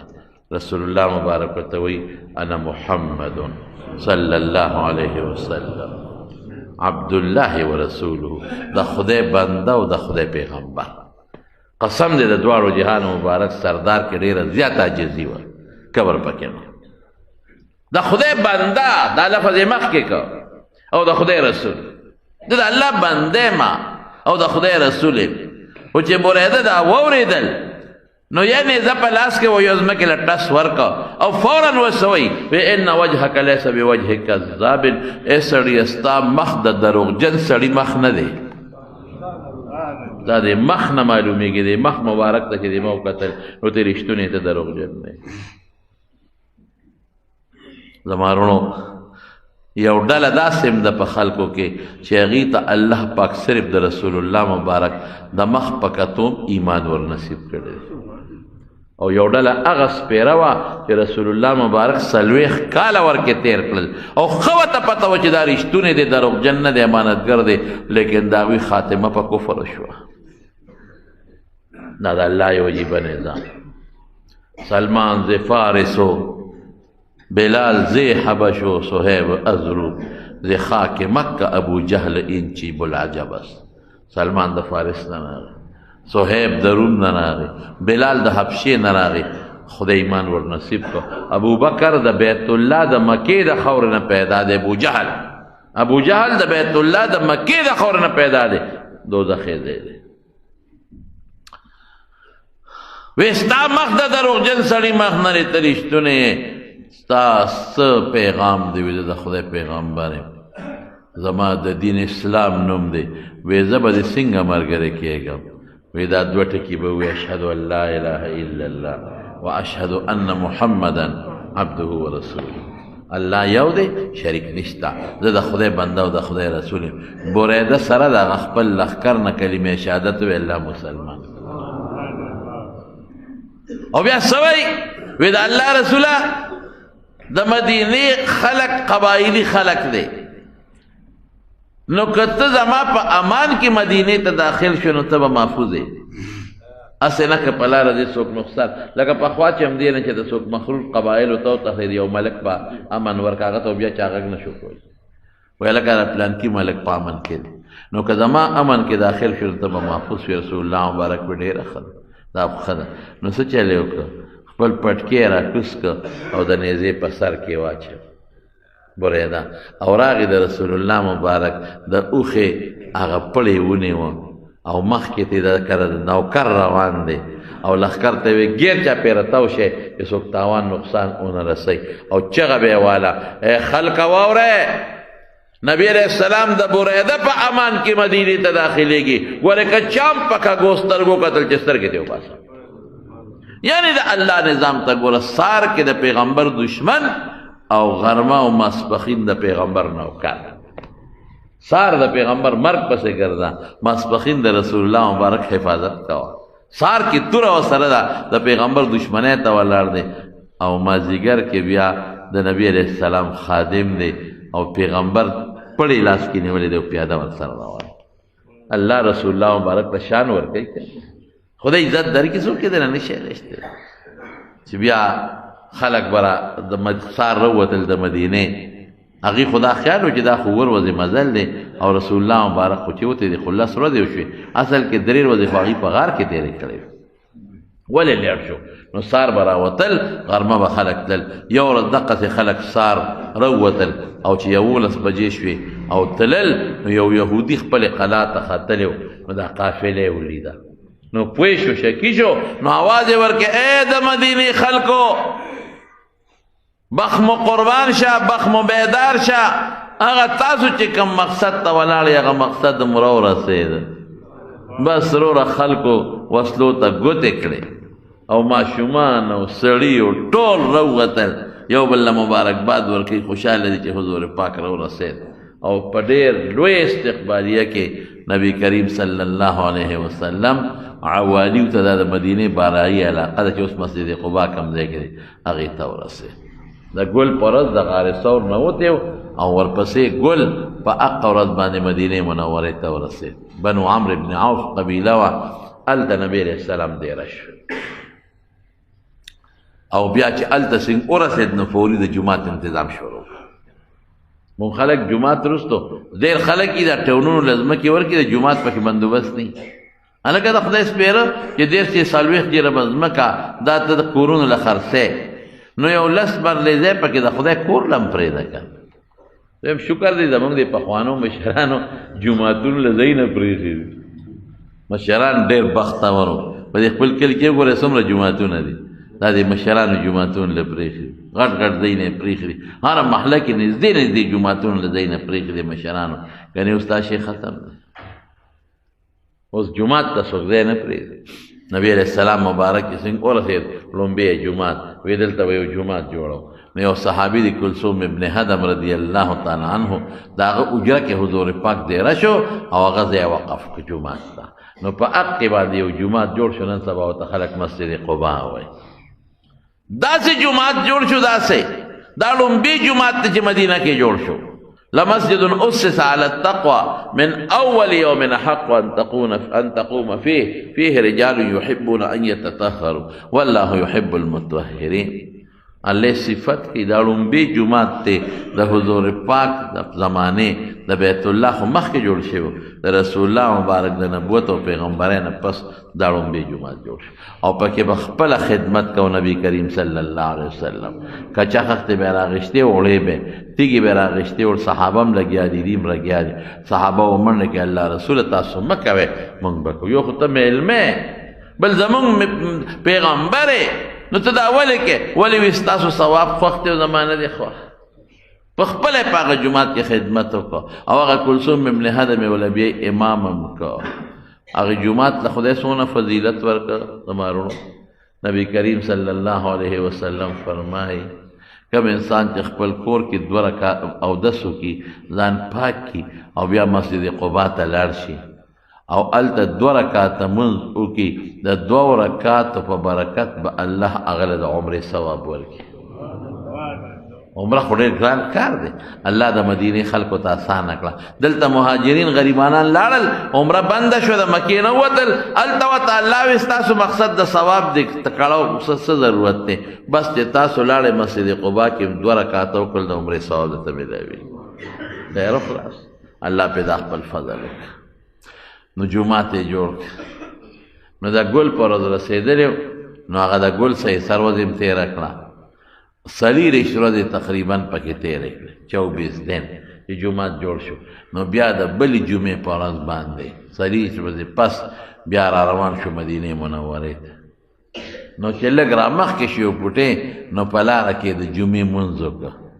دا لومبې د جمعې مونځ چې رسول الله صلی الله علیه وسلم کړی دی دې نه مخکې نبي علیه السلام د جمعې مونځ نه دی کړی جمعه واجبه وه ځکه خو صحابه په مدینه منوره کې جمعه کوله خو رسول الله مبارک نشوه کولی په مکه کې ځکه د جمعې چې کم اجتماعیت او کم شرطونه دي مکه کې نه پوره کېده خلک نه یو ځای کېدي شو نه تقریر کولی شو دشمن یې ډېر زیات و دارالقم کې به پټو غریبانان نو جمعې مونځ یې وکړو نو اوس په هغه د یو جومات جوړ شوی دی خلک ورته مسجد جمعه وایي قبا نه چې سړی مدینې ته راځي نو ښي طرف ته د سړک نه مسجد جمعې والا جومات دی نو بیا کې مدینې ته را دانه کېدل د مارونو خلک ورته انصار خصوصا د خزرجیان او بیا په خزرجیانو کې د نبی کریم صلی الله علیه وسلم مماخل بنو النجار دی تورې سټونو ته واچولي اوږو ته او ودرېدل چې څوک نقصان ورته ونه رسوي او ماشومان هم ولاړ دي ښځې هم ولاړې دي او ټول خوشحالي ده او تنبلونه وایي طلع البدر علينا من ثنيات الوداع وجب الشكر علينا ما دعا لله داع په موږ د خدای ډېر لوی شکر واجب دی تر څو چې موږ جفت یو او د څوارلسمې سپومې په موږ راوخته دا چې خوشحاله صحابه رسول الله مبارک باندې تپوس کو ماشومانو ته به سر مبارک ورښکته که بچې زم خوښ یم او د الله رسوله حضور پاک به فرمایل زما هم ډېر خوښ یې زنانو ته به یې مخ ور واړو ځکه هغه زمانه کې زنانو ته مخ ته لاسونو ته کتل دا جایز و د پردې حکم نو راغلی زم خوښ یم او د الله رسوله زما هم تاسو ډېر خوښ یې او په دیوالونو ښځې ولاړې په کوټو ولاړو چې دا د رسول الله مبارک به څنګه او دا به څوک دا به څنګه دقسې عبدالله ابن سلام راغی نبی کریم صلی الله علیه وسلم یهودی دی چې راغی څنګه نبی علیہ السلام مبارک نے او څو تپوسونه وکړل او چې پیغمبر علیہ السلام ولا جواب ورکړ نو عبدالله ابن سلام فورا دقه لفظ وی ان وجهک لیس بوجه کذاب وی ستا مخ د دروغجن سړي مخ نه دی ته رښتونی انسان یې نو عبدالله ابن سلام هم خدای پاک مسلمان کړي بیا چې یهودیان رالل نو عبدالله ابن سلام نبی علیہ السلام ته عرض وکړه الله رسول ته ورته غږ مه کوه چې زه مسلمان یم ورې ما به وشرمئ ته غږ مه کوه یو چل جوړو که خدای دا یهودیان مسلمانان کړل نو یهودیانو نه نبی علیہ السلام مطالبه وکړه وی یهودیانو وی تاسو کې عبدالله ابن سلام څوک دی د خو ځان پټ کړی وغلی وی خیرنا وابن خیرنا دا خو ډېر غوره انسان دی او پلار هم ډېر غوره ډېر ښه سړی نسب هم ډېر ښه کوی که عبدالله ابن سلام مسلمان شي تاسو مسلمانان شئ وی خدای دې د اسلام نه وساتي خدای دې د اسلام نه وساتي ابچتی مسلمان شي وی عبدالله ابن سلام پاسید او ما کلمه شهادت و اشهد ان لا اله الا الله واشهد ان محمدا عبده ورسوله وی شرنا وابن شر وی دام ډېر خراب سړی دی او پلار نیکي هم ډېر خراب عبدالله ابن سلام الله رسول دې نه یریدم چې ما کې به نقصانات راوباسي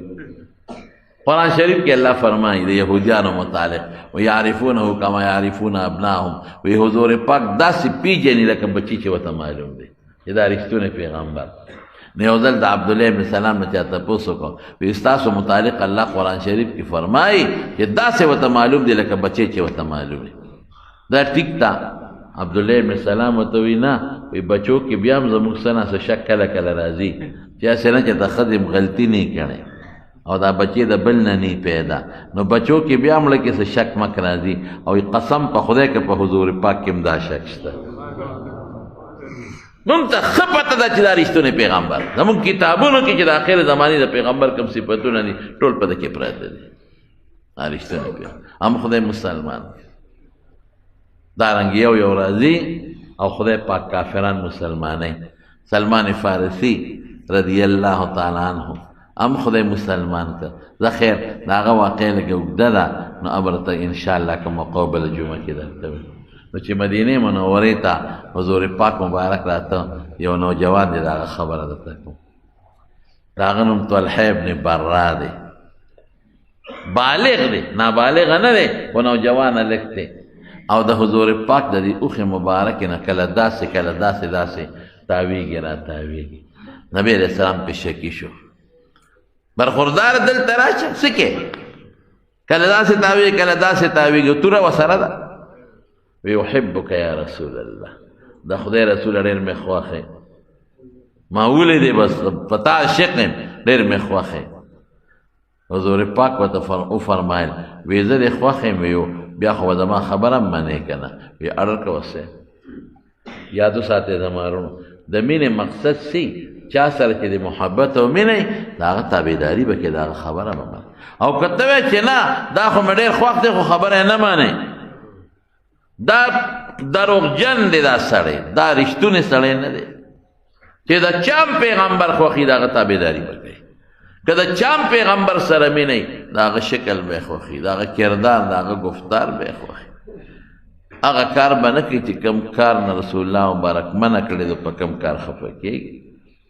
وی زه دې خوښ یم ویو بیا خو به زما خبره هم منې وی حضرت حکم کوه وی ښه ورشه پلار دې ملکه سر ته پرې کړه ماله راوړه ځه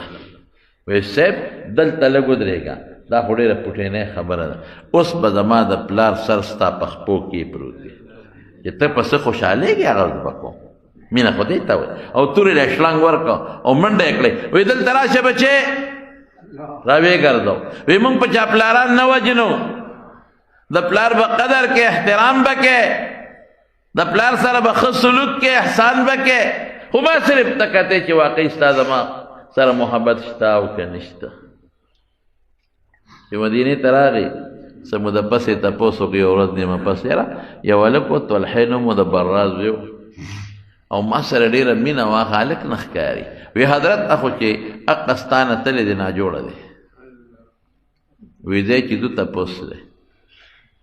قبا کې بنو عنیف یو قبیله و دی په هغې کې اوسېده د هغه د کور په دی داسې معمولي غوندې جومات کې شانتلې چت پې نشته صرف دیوال ته راتاو دی هسې پکې خلکو جانمازونه اچولي دي زه ورغلی یم ما هغه ځای کتلی دی د قبا نه داسې 1 کیلومیټر بره دی مسجد قبا رسول الله مبارک صحابو ته دی چې تپوس ته یې لاړ شو چې تپوس ته یې ورغی دې غریب په بستر پروت و ناجوړه چې رسول الله مبارک ته یې وکتل نو ډېر زیات یې وچاړل نو حضور پاک مبارک تسلی ورکړه وی طلحه بچې الله به دې جوړ کړي مه خفه کېږه وی نه د الله رسوله زه خو په دې نه یم خفه چې زه به مړ شم مرګ له خو یو ورځ مقرره چې کومه مقرره وي په هغې به مرم خفګان مې په بله وجه دی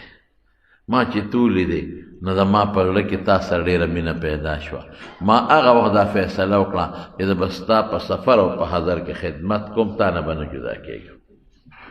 تا پسې سپلی به ګرځوم بس زه به ستا خادم یم نو جاړم په دې کې دا ارمانونه به قبر ته یوسم ستا خدمت مې نصیب نه شو ما وی تا نه به زه جدا څنګه شم هر ورځ به کله چې زه به تا نه جدا کېږم زه به هر وخت تا سره یم او ستا خدمتونه به کوم نو په دې جاړم چې هماغه ارمان پوره نه شو دا به قبر ته یوسم حضور پاک مبارک تسلي ورکړه او چې بار ووت وي داسې معلومیږي لکه د طلحه دې بیمارۍ کې مري نو که دې وفات شو نو ګورې ما به خبره جنازه به پرې زه کوم هغه شکي شو هغه وی رسول الله مبارک څه فرمایل وی داسې څه خاص خبره نشته وی نه زه پوه شوم وی ګورې که زه مړ شم زما جنازې له به نبي علیه السلام مبارک نه راغواړي ولې حضور پاک فرمایي چې زه د چا په زه په چا جنازه وکړم زما په جنازه الله پاک هغه له په قبر کې رڼا پیدا کوي ولې نه راغواړو نن موږ وایو مولوي صاحب پلان کې ناجوړه دي خو چې زما جنازې له راشي شل کاره دې پرېږدي درس دې نه کوي بخاري دې پرېږدي خو جنازې له راشي داسې نه و څه وایي وایي خیر دی زما جنازه دې ونه کړي خو که زما جنازې له راځي نو په لاره د یهودیانو کورونه دي څوک تکلیف ورته ونه رسوي زما جنازې له دې را نه شي خو چې ده ته تکلیف ونه رسېږي مینه دې ته وایي اتفاق دا د شپې غریب وفات شو صحابه خخ سار رسول الله مبارک هغه ته خو به صحابه لکه د بچو ښکارېدل او چې چا کې مینه به ډېره وه بل شانو بیا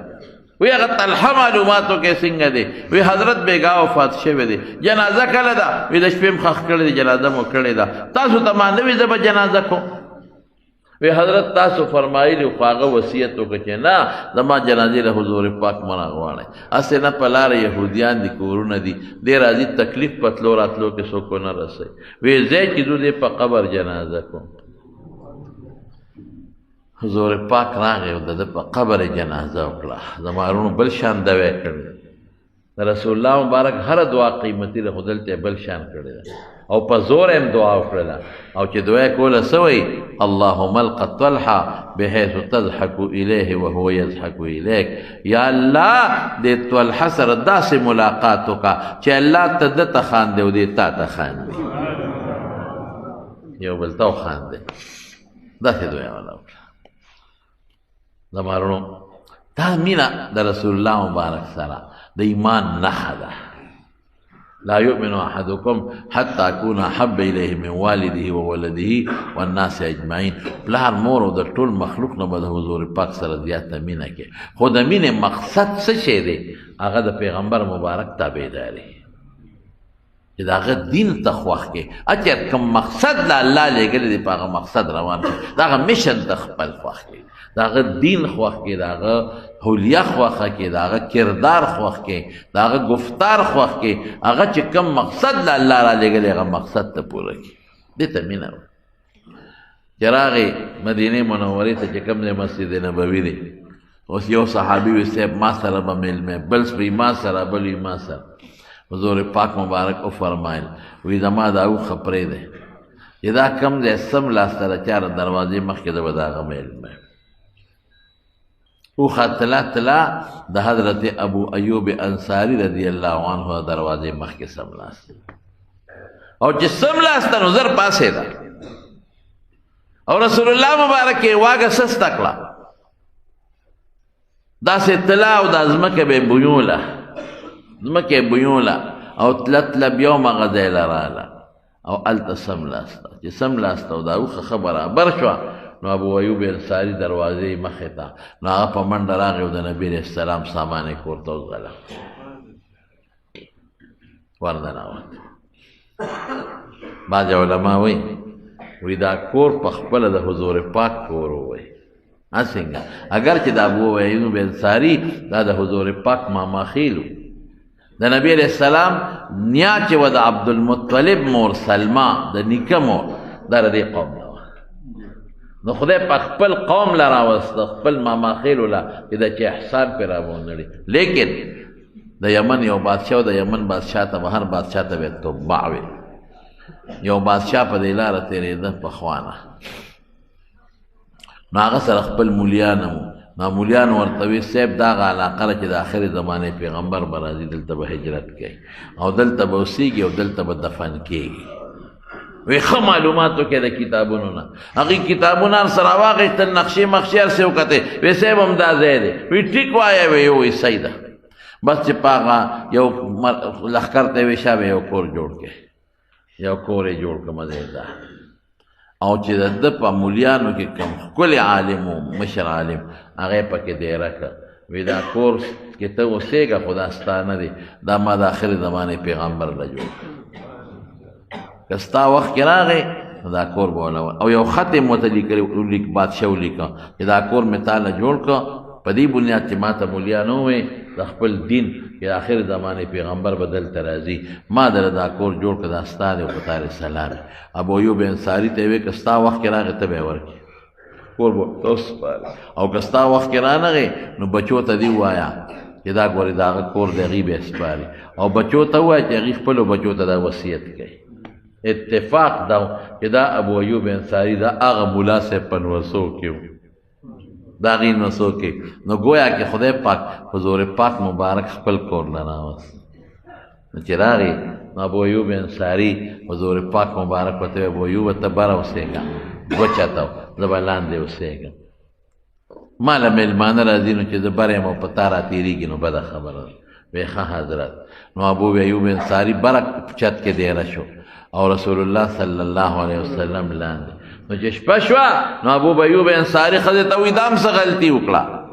مونږ به بره یو حضور پاک مبارک به زمونږ د خپو لاندې دا به څه کوو. نو غریبانانو دواړو شپه دیوال ته تېره کړه چې اوس کوزېدې هم نه شو، هسې نه راویښ نه شي او چې زمونږ د خپو به لاندې را نه شي. نو شپې دیوال ته او عجیبه دا وه چې مونږ سره بر یو لوښی د اوبو ډک ورانه توی شو. مونږ هسې نه دا لوښی د دې څاڅکي په نبي علیه السلام ورونه څاڅي. نو مونږ سره یو غټ څادر و هغه هم پکې کېښو، هغه اوبې راخ کې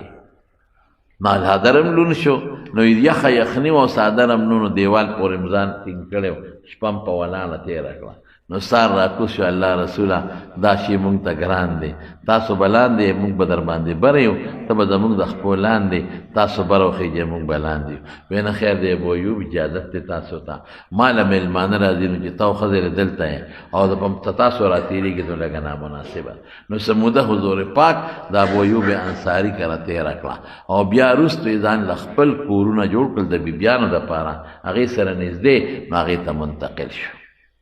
او چې راغی مدینې منورې ته نو دلته هم لومړی جومات جوړی. بلکل د ابو ایوب انصاري کور سره خوا کې یو شاړ غوندې دی او درمن خلکو پې کجورې وچولې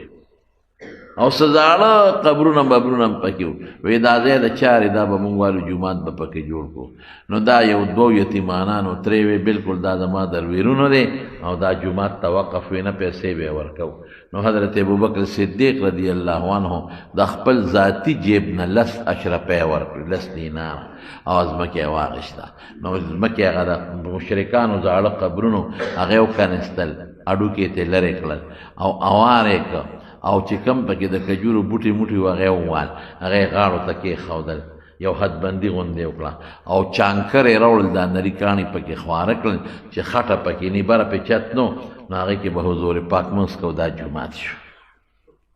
ډېره زمانه د رسول الله مبارک جومات بغیر د چت نو. بیا وروسته پې سفر جوړ کړ، هغه هم د کجورو څانګې پې د پاسه واچولې، نو چې باران به وشو نو څڅېده به، نو خلکو به کاڼي راوړل ځان ته به یې چول چې زمونږ جامې او خپې د خټو نه شي، په هغې به یې مونځ کوه. دا پوخوالی وروستو شوی د مارونو. هسې تاسو به خپل اندازه لګولي، زما د وینا ضرورت په انشاءالله نه چې رسول الله مبارک څومره تکلیف تیر کې اسلام او دین درته. په اوښ به څوک 4.5 میله مزل وکړي، څونه ګران کار. ما په اوښ مزل کړی دی لږ قسم دی دا ګوډۍ مې خوږېدی بیا، او هغه اوښ باندې مې سورلي کړې ده چې د هغې د پاسه ښه اعلی قیمتي کته پرته وه، قالین پې پروت و د پاسه، او په هغه اوښ د پاسه را ټانګې په شان ټاپ هم و لکه د چینکي ټاپ چې او بیا مې هډوکي خوږېدل، لږ پې ګرځېدلې او دغه څو معمولي غوندې سادرګي په اوښ پروت، بره پې ټاپ نشته. 4.5 کیلومیټره 1500 کیلومیټره مزل په اوښ آسان کار نه دی زمانو. بیا پنور کې مزل کول، بیا په لوګو تندو مزل کول، بیا په شګو کې مزل کول، بیا خپل وطن پرېږده بل وطن ته، بیا د دشمن یاره ده ورپسې، خپل کلي به څوک پرېږدي چې خلکو اوسې پکې کړي. حضرت بلال مکه کې څومره تکلیفونه تېر کړي دي، خو چې ناجوړه به شو مدینه کې مکه به یادوله. وی خدای دې ابو جهل تباه کړي، وی د ښکلې ځمکې نه یې راوویستو مدینې ته، د وبا ځمکې ته یې راوویستو. ټول د اسلام د خاطره، د دین د خاطره دا دومره تکلیفات چې تیر شو په نازک وجود، په هغه نیازبین وجود، د اسلام او د دین د خاطره. لیکن زمانونه هغه اسلام او دین نن زموږ نه روان دي، نن موږ هغې ته توجه ورنه کړل.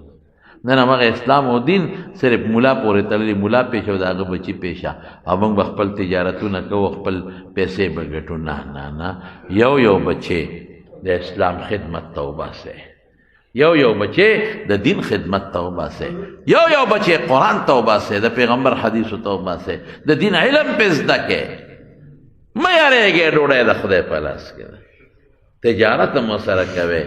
مزدوري م ورسره کوئ، زمینداري م ورسره کوئ، هر څه ورسره کوئ. نه تا له کور جوړول منع دي او نه د لږه موټر اخیستل منع دي، خو خدای مه یېروئ.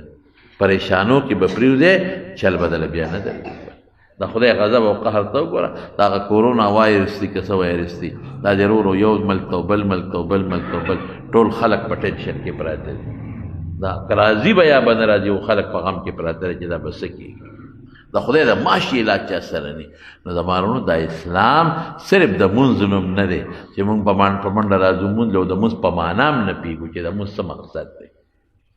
اسلام یوازې د دې او دس نوم نه دی ګوره اسلام یو ډېر لوی وسیع مفهوم لري د اسلام احکامات دي د اسلام اعمال دي هغه زده کول پکار دي مونځ زده کې د مونځ په چل ځان پوه کې د مونځ په معنا ځان پوه کې قرآن زده کې ترجمې وکړې ځان پې پوه کې نیکانو سره کښېنې دعوت و تبلیغ سره تعلق جوړ کې علماو سره ناسته وکړې دین زده کې دا به الله تپوس کوي د پیغمبر مقصد خو همدغه د رسول الله مبارک چې ته وایې چې دا چلو دا چلو ته د پیغمبر نه لوی سړی هغه نه دي کړي تاسو وکړل بچو باندې علم وکړې دین اسلام ته بچي وقف کې او د اسلام دپاره محنت وکړې او خواري وکړې او دا اسلام په خپل کور کې په خپلو بچو په خپله ښځه راولئ مونږ وایو لکه ملک اسلام رانغی ملک کې دې خدای اسلام راولي خو زما دا شپږ فوټه وجود کې دې خدای اسلام راولي ملک کې دې خدای راولي ضروري خبره ده چې ملک اسلام راشي ملک به په امن شي اطمینان به راشي سکون به راشي دین خدمت به وشي خو لیکن هغه اسلام چې زما استادات سره تعلق لري دا شپږ فوټه وجود اسلام کې ډوب کړه کنه ادخلوا فی السلم کافه مکمل ځان ور ډوب کړه زمارونو ډېر لوی محنت حضور پاک کړی د اسلام دپاره الله پاک دې زمونږ هم د اسلام خدمت نصیب کړي یا الله د رسول الله مبارک او د هغه د صحابو چې دا کومې قربانۍ د کوم دین دپاره کړي دي الله په هغه دین زمونږ ژوند او زمونږ مرګ نصیب کړي خدای د اسلام نه مونږه محروم مکې اسلام او ایمان هم نصیب کړي د بچو یې نه بچو هم نصیب کړي د دوستانو هم نصیب کړي او الله ته زمونږ ټول وجود په اسلامي احکام باندې منور کې او په دې ملک او په دې وطن کې خدای د اسلام نظام راول یا الله چې کوم مسلمانان بیماران دي ته ول روغ صحتونه ورکړي شفا ورکړي که څوک قرضداران دي تنګ دسته دي فراخ روزي ولا ورکړي رب العالمین چاته څه ټینشنونه پریشانې دي په خوشحالو ورته بدل کړي خدای مونږ ټول د حاسدینو د حسد نه وساتي د بغضیانو د بغضونو نه وساتي د ساحرینو سحر نه وساتي د شریانو د شر نه وساتي بعضې ملګري دي بیماران دي زموږ پېښور کې هم څه دوستان دي سار نه ټېلیفونونه کړي څه بیماران دي دعا ورته وکړي چې الله روغ صحتونه او شفا ورکړي څومره ملګري چې لرې لرې ځای نه راځي خدای په یو قدم اجر ورکړي ته برکتونه ورکړي ته وله خوشحالۍ ورکړي ته د فتنو آفاتو مصیبتونو نه په امن و امان کې وساتئ زموږ چې څومره دوستان دي د جمع ملګري کې زموږ د اواز څوک اوري او زموږ دا بیان څوک اوري الله تعالی د خیر او د عافیت ژوند ورکړي او ته د پریشانو مصیبتونو نه په امن کې وساتئ رب الجلال چې څومره مردگان وفات دي زموږ په دې زیارت کورونو کې دا مقبرې سره صابر مولوي صاحب د هغه نوجوان زوی څوارلسو کالو ابروز وفات شوی ډېر غریب پریشانه دی دعا وکړئ چې خدای پاک دغه بچی د آخرت د خوشحالو ذریعه وګرځوي او الله پاک ټول پلار او مور او ټولو بچو له صبر ورکړي او د غمونو نه خدای وساتي هغه اجر ډېر پریشانه دی زه ورسره بل ډېر پریشانه شوم نو دعا ورته وکړئ چې خدای وله په زړه صبر پټی ولګي کور والا له خدای په زړه صبر پټی ولګي د دې بدلې وله خدای په دنیا او په آخر کې ورکړي خدای د نورو غمونو نه په حفاظت کې وساتي او خدای چې څومره مرګري دی او چاته څه پریشاني او مشکلات دي خدای پریشاني او مشکلات په خوشحالو بدل زموږ رنځوران روغ کې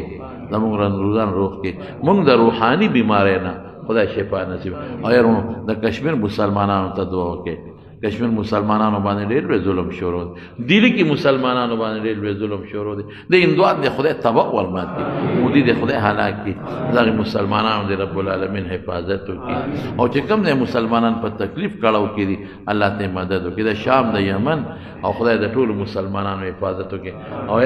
د طالبانو د افغانستان او د امریکې جوړه روانه د دعا وکړي چې خدای جوړه وکړي خدای د افغانستان خاوره باقي د مسلمان د وینې نه محفوظ وساتي الله د ټولو مسلمانانو ځمکې د مذهبي مسلمانانو د وینو نه محفوظ کړي زمونږ د ملک ته دعا وکړي خدای زمونږ د ملک حفاظت وکړي او خدای زمونږ حفاظت وکړي او خدای زمونږ د اسلام او د قرآن زندگی نصیب وګرځولې کړي برحمتک یا ارحم الراحمین.